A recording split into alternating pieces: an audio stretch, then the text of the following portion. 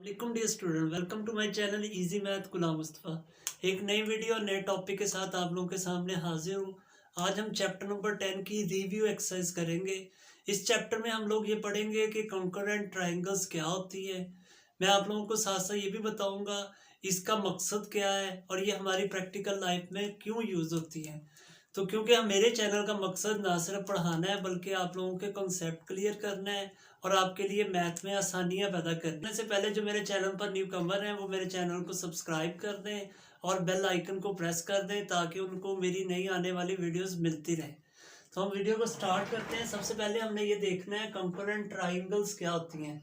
तो अगर हम इसको सिर्फ एक लफ्ज में बयान करें तो वो ये है, कंपोनेंट ट्राइंगल कहते हैं एक जैसी, ट्राइंगल का मतलब होता है मुसल्लस, एक जैसी मुसल्लस, यानी अब दो मुसल्लस आपके पास हों और वो एक जैसी कब होंगी, अगर उनका साइज और शेप एक जैसा होगा। फॉर एग्जांपल अगर मैं आपसे कह देता हूँ मेरे पास एक ट्राइंगल ये है और दूसरी ट्राइंगल ये है, अगर ये साइज में और एंगल में, शेप में एक जैसी होंगी तो हम इन्हें कह सकते हैं कॉन्करेंट, अदरवाइज नहीं कह सकते कि ये कॉन्करेंट नहीं होंगी। अब सबसे पहले तो ये समझ लें कि हमें कैसे पता चलेगा ये कॉन्करेंट है मैथमेटिकली। तो आपको चंद टर्म्स समझनी पड़ेंगी, उसके बाद हम इनको बता सकते हैं कि ये कॉन्करेंट है या नहीं है। वो क्या है वो मैं आप लोगों को बता देता हूँ। जैसे अगर हमारे पास कोई एक ट्राइंगल हो, फॉर एग्जाम्पल मैं एक ट्राइंगल ले रहा हूँ। अब जब कोई भी ट्राइंगल होती है तो उसके अंदर आपके पास थ्री साइड्स होती हैं। देखें ये वन साइड है, दूसरी साइड इसकी ये वाली है, तीसरी साइड इसकी ये वाली। इसके अंदर थ्री साइड्स होंगी और थ्री एंगल्स होंगे। एक एंगल यहाँ बन रहा होगा, एक एंगल इस जगह पे बन रहा होगा, एक एंगल इस जगह पे बन रहा होगा। तो अब जब भी हम किसी एक ट्राइंगल को दूसरी ट्राइंगल के साथ कंपेयर करेंगे तो इन छह चीजों की मदद से ही करेंगे, यानी या उसके साइड्स के हिसाब से या उसके एंगल के हिसाब से हम उसको कंपेयर करेंगे। ये देखेंगे कि इस ट्राइंगल के जो साइज और जो एंगल और साइड्स हैं क्या वो दूसरी ट्राइंगल की साइड्स और एंगल्स के इक्वल हैं या नहीं है। अगर वो इक्वल होंगी तो हम कह देंगे ये कॉन्करेंट है, अदरवाइज नहीं।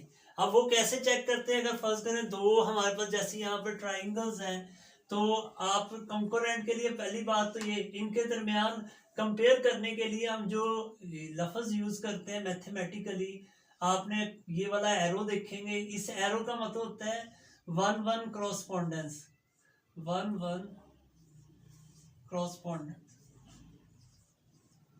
यानी जब हम दो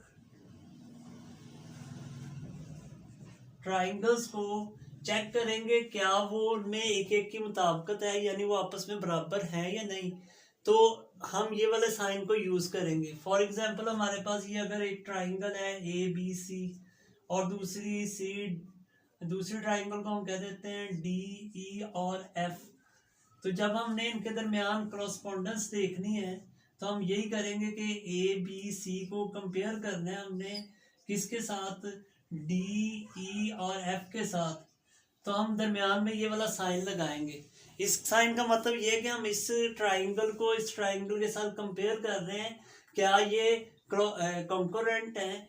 कॉन्करेंट के लिए हम जो साइन यूज करेंगे वो ये होगा, आप पहले इक्वल का साइन लगाएंगे, इसके ऊपर ये साइन लगा देंगे, तो ये आपस में कॉन्करेंट हो जाएंगे।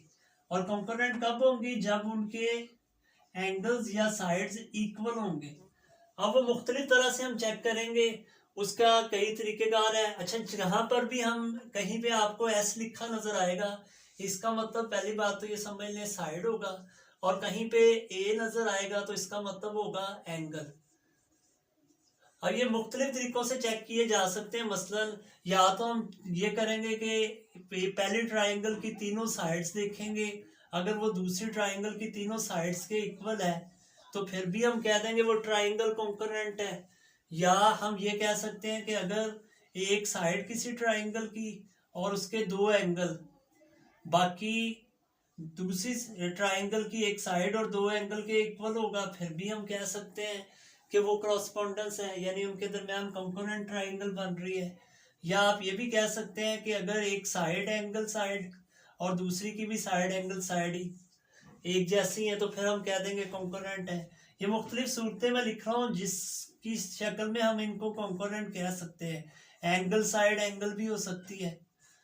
तो अगर हम इसी तरह दो ट्राइंगल को कंपेयर करके देखेंगे, अगर उनकी ये चीज़ें इक्वल आ रही हैं तो फिर हम कह सकते हैं वो दोनों ट्राइंगल्स कॉन्कोरेंट है। अब कॉन्कोरेंट चेक करने की ज़रूरत क्यों पेश आती है और या ये हमारी लाइफ में कहाँ यूज़ होता है, तो इसकी मैं आपको जब एग्जांपल दूंगा तो आपको फ़ौरन पता चल जाएगा। जैसे अब आपने देखा होगा पिज़्ज़ा जो हम खाते हैं उसके जो स्लाइस होते हैं वो एक जैसे होते हैं, वो भी कॉन्कोरेंट ट्राइंगल की एक एग्जांपल है। इसी तरह अगर हमारे पास एक ब्रेड हो, उसके हम लोग सैंडविच बनाते हैं, देखें उसको हम बिल्कुल सेंटर में से अगर ट्राइंगल शेप में काटते हैं तो ये दोनों साइड्स जो होती हैं हमारी कॉन्कोरेंट ट्राइंगल की शेप्स बन जाती हैं। इसी तरह आप लोगों ने कभी रोड्स पे देखा होगा जो साइंस होते हैं ट्राइंगल शेप में वो भी कॉन्कोरेंट होते हैं। बहुत सारी बिल्डिंग्स के ऊपर डिज़ाइन कॉन्कोरेंट ट्राइंगल के बने होते हैं। तो इस तरह हमारी लाइफ में बहुत सारी चीज़ें हैं जो कॉन्कोरेंट ट्राइंगल की एग्जांपल्स हैं। असल में कॉन्कोरेंट का मकसद ये है कि जब हमने देखना हो दो चीज़ें एक जैसी हैं या नहीं, यही था मैंने उससे दो ट्राइंगल्स बना ली। अगर मैं ये चेक करना चाहता हूँ ये दोनों ट्राइंगल कॉन्कोरेंट हैं तो हम देखेंगे ये शेप में और साइज में एक जैसी हैं। मैं इसको एक ट्राइंगल को दूसरे ट्राइंगल के ऊपर रख के देखता हूँ तो ये दोनों ट्राइंगल्स देखें बिल्कुल बराबर आ रही हैं, तो मैं कह सकता हूँ ये जो दो ट्राइंगल्स हैं ये कॉन्कोरेंट हैं क्योंकि ये साइज में और एंगल वाइज दोनों सेम बन रही हैं। तो अब इसकी ज़रूरत क्यों पेश आई, जैसे अब फर्ज कर लें हम लोग अगर एक मकान बना रहे हैं, वहाँ पर मैं मिस्त्री से कह देता हूँ मुझे दो कमरे बना दो और वो बिल्कुल एक जैसे हों। वो एक कमरा बना लेता है, अब उसने दूसरा कमरा बनाना है तो वो फ़ौरन अंदाज़ा लगा लेगा अगर दूसरा कमरा बिल्कुल इस जैसा बनाना है तो उस पर भी सामान इतना ही लगेगा जितना इस कमरे पे लगा है, क्योंकि वो दोनों कॉन्कोरेंट है। तो इसलिए बहुत सारी जगहों पे हमारी यही मेथड को यूज किया जाता है। देखें क्वेश्चन नंबर 2 में हमें कहा जा रहा है if triangle A B C जो है वो कॉन्कोरेंट है triangle L M N, then ये हमें दो ट्राइंगल्स क्वेश्चन में गिवन होंगी और ये उसने ऑलरेडी पहले ही बता दिया है कि ये दोनों जो ट्राइंगल्स हैं वो कॉन्कोरेंट है। अब मैंने जैसे कि पहले आप लोगों को बताया था कॉन्कोरेंट ट्राइंगल्स वो होती हैं जो शेप में और साइज में एक जैसी हो। अब आपको देखने में तो ये लग रहा होगा कि ये शेप में एक जैसी तो नहीं लग रही, असल में मैंने जैसे आपको बताया था अगर ये दो हमने कॉन्कोरेंट ट्राइंगल्स ली थी, अब मैं अगर इसको ऐसे कर दूंगा तो ये फिर भी कॉन्कोरेंट रहेंगे। असल में इस क्वेश्चन में ये इस सूरत हाल में पड़ी हुई है, एक सीधी और एक, यानी अगर ये ट्राइंगल इस तरह है आपके पास तो दूसरी ट्राइंगल में उसको इस तरह उसने कर दिया है तो ये है शेप में और साइज में एक जैसी है। ये ऑलरेडी उसने बताया हुआ है इस क्वेश्चन में कि ये कॉन्कोरेंट है। हमने इसमें फाइंड क्या करना है, एक तो हमने मेजरमेंट ऑफ एंगल एम देखना है ये किसके इक्वल होगा, इसी तरह एन को और एन को। सबसे पहले एन एम के साथ आप देखते हैं यहाँ पर एम जो है 30 डिग्री है। अब आप देखें इधर कौन सा एंगल है जो 30 डिग्री के इक्वल है, तो वो आपको बी नजर आ रहा है। तो आप यहाँ पर आंसर एक तो ये भी लिख सकते हैं मेजरमेंट ऑफ एंगल बी, या आप लिख सकते हैं 30 डिग्री। इसी तरह आप देखें measurement of angle N, N यहाँ पर 60। अब आप इस ट्राइंगल में देखेंगे कौन सा 60 एंगल है, सी वाला, तो आप लिख सकते हैं मेजरमेंट ऑफ एंगल सी, और ये किसके इक्वल है 60। यहाँ पे मैं सी के इक्वल क्यों लिख रहा हूँ, क्योंकि हमने पढ़ा था कि अगर दो ट्राइंगल्स कॉन्करेंट है तो उनके एंगल्स भी सेम होंगे और साइड्स भी सेम होंगी, इसीलिए एम बी के इक्वल आ रहा है और एन सी के। इसी तरह पर ए को चेक करना है, यहाँ पर ए एंगल देखें 90 है। अब हम दूसरी ट्राइंगल में देखते हैं कौन सा 90 है, एल वाला, तो हम इसका आंसर लिख सकते हैं ये मेजरमेंट ऑफ एंगल एल के इक्वल है और एल इक्वल है हमारे पास 90 डिग्री के। तो इस तरह जब भी दो ट्राइंगल्स कॉन्करेंट होगी तो हम उनके एंगल्स को कह सकते हैं वो क्या होंगे, सेम होंगे। तो यही इसके आंसर होंगे। नेक्स्ट क्वेश्चन को डिस्कस करते हैं। 3 में हमें कहा जा रहा है if triangle ABC is concurrent to triangle LMN then find the unknown X. इसमें हमने एक्स की वैल्यू फाइंड करनी है। हमारे पास एक ट्राइंगल ये और एक ये, इसमें भी ऑलरेडी गिवन है ये कॉन्करेंट है, तो इसमें कंफ्यूज ना होइएगा। देखें ये जो पहली ट्राइंगल है वो इस शेप में पड़ी हुई है, दूसरी ट्राइंगल को यानी इस तरह कर दिया है, ये दोनों साइज और शेप में सेम है, ये तो हमने चेक नहीं करना, सिर्फ हमने ये चेक करना है एक्स की वैल्यू क्या होगी। तो वो वाली निकालने का तरीका इजी है। देखें आप, सबसे पहले देखेंगे यहाँ ए जो एंगल है वो किसके इक्वल आ रहा है। हम लिखेंगे मेजरमेंट ऑफ एंगल ए, यहाँ देखें 40 है ना। अब आप दूसरे ट्राइंगल में देखेंगे 40 एंगल यहाँ पे किसका बन रहा है, वो मेजरमेंट ऑफ एंगल। आप देखें दूसरा यहाँ पर एंगल बी है, बी एंगल हमारे पास है 80। इस ट्राइंगल में देख लें 80 वाला एंगल कौन सा बन रहा है, मेजरमेंट ऑफ एंगल एम बन रहा है, ये 80 डिग्री के इक्वल है। अब देखें दो एंगल हमने इसके इक्वल देख लिया, तो इसका मतलब तीसरा एंगल भी इसके इक्वल होगा। अब इस तरफ हमारे पास है मेजरमेंट ऑफ एंगल सी, वो किसके इक्वल है, सी यानी 60 के। और इधर जाहिर बात है ये तीसरी साइड एंगल जो है वो इसके एंगल के इक्वल होगी।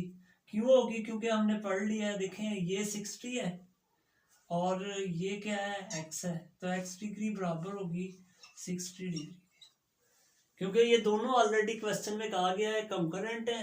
अगर दो ट्राइंगल कंकरेंट हैं तो उनके तीनों एंगल्स और तीनों साइड हमेशा इक्वल होती हैं। जब हमने दो एंगल्स को देख लिया तो तीसरे एंगल को फिर हम इसके इक्वल कह सकते हैं। तो यही हमारा आंसर होगा। क्वेश्चन नंबर 4 में कहा जा रहा है find the value of unknowns for the given concurrent triangle. अब इस क्वेश्चन में फिर दोबारा उन्होंने बता दिया ये जो दो ट्राइंगल आपको नजर आ रही हैं ये कंकरेंट है। पहली बात तो ये, इसका मतलब ये कंकरेंट है तो इसकी साइड्स और एंगल्स आपस में इक्वल होंगे। अब उन्होंने कहा इसमें अननोन, अननोन का मतलब है इसमें, अब देखें कौन सी चीजें अननोन नजर आ रही है, एक हमें एम और एक एक्स नजर आ रहा है। तो ये हमने दोनों चीजें इस क्वेश्चन में फाइंड करनी है, एक तो हमें एक्स की वैल्यू फाइंड करनी है और एक एम की वैल्यू फाइंड करनी है। अब देखें ये अगर ट्राइंगल इस तरह है तो इसको दरमियान में से उसने कट ऑफ किया है, तो फिर भी ये दो ट्राइंगल्स ही आपको नजर आ रही है।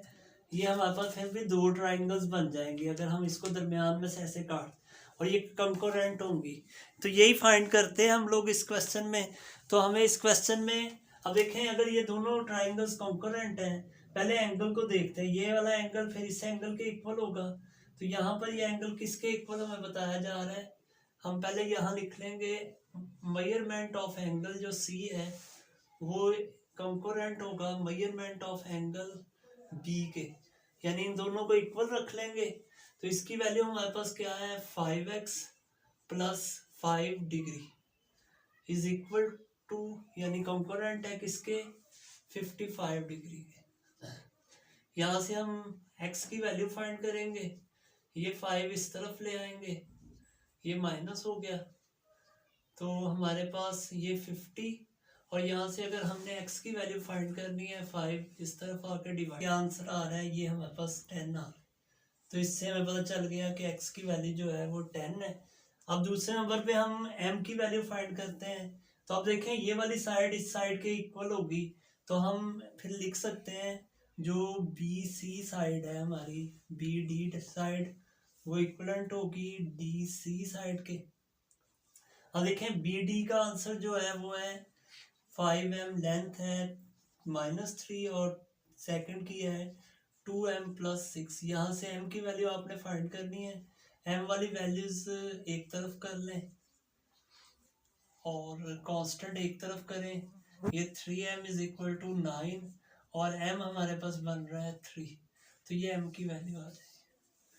अगर आपने ये चेक भी करना है, वैसे क्वेश्चन में कहा तो नहीं गया लेकिन मैं आप लोगों को बता देता हूँ कि आपने ये चेक करना है m और x की वैल्यूज ठीक आई है या नहीं। तो उसको चेक करने का देखें मेथड क्या होगा। आप क्या करेंगे, ये 10 इस जगह पे x की जगह पुट करके देखें क्या आंसर आ रहा है हमारे पास। अगर मैं 10 को इस जगह पुट करता हूँ तो देखें इसका आंसर 55 आ रहा है।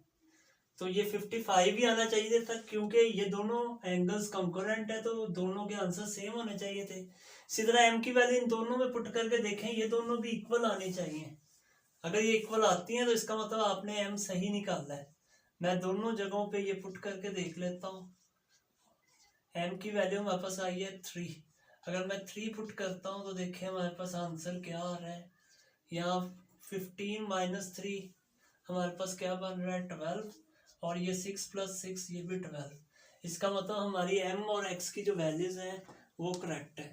लास्ट क्वेश्चन को डिस्कस करते हैं। क्वेश्चन नंबर 5 में हमें दो ट्राइंगल्स दे दी है PQR और ABC और बताया गया कॉन्करेंट है। Then find the unknowns. हमने इसमें अननोन्स की वैल्यूज फाइंड करनी है। अब अननोन्स हमें क्या क्या नजर आ रहे हैं? सबसे पहले एक तो हमें x वेरिएबल नजर आ रहा है, दूसरे नंबर पे y और तीसरे नंबर पर z। हमने ये तीनों वैल्यूज फाइंड करनी है। तो सबसे पहले हमने ये देखना है कि कौन सी साइड किसके इक्वल है, क्योंकि ये कॉन्करेंट है तो इसकी तीनों साइड्स इक्वल होंगी। देखिए सबसे छोटी साइड हमें ये नजर आ रही है, इधर से सबसे छोटी साइड ये है, तो देखें ये x के इक्वल है। तो दूसरी साइड ये वाली किसके बराबर आ रही है? 3 सेंटीमीटर के। तो x की वैल्यू डायरेक्ट हम यहाँ से ऐसे लिख सकते हैं। इसी तरह आप देखें यहाँ पर 90 डिग्री का एंगल बन रहा है, तो ये अल्टीट्यूड होगा। इधर जो अल्टीट्यूड यहाँ पर 90 डिग्री का बन रहा है वो ये है। तो z किसके बराबर आ रहा है हमारे पास? वो हमारे पास 4 सेंटीमीटर के इक्वल होगा। और लास्ट में अगर हम देखें 90 डिग्री के सामने क्या होती है? हाइपोटेनियस। इसमें इसके सामने ये वाली है, तो देखें जो RP है यानी 5 सेंटीमीटर वो बराबर होगा 5y-1 के। यहाँ से अगर हम y की वैल्यू निकाल लें तो वो बन रही है, इसको इस तरफ ले आएंगे प्लस होगी, तो y का आंसर हमारे पास 6 सेंटीमीटर। तो इस तरह हमारे पास ये तीनों अननोन वैल्यूज आ चुकी हैं।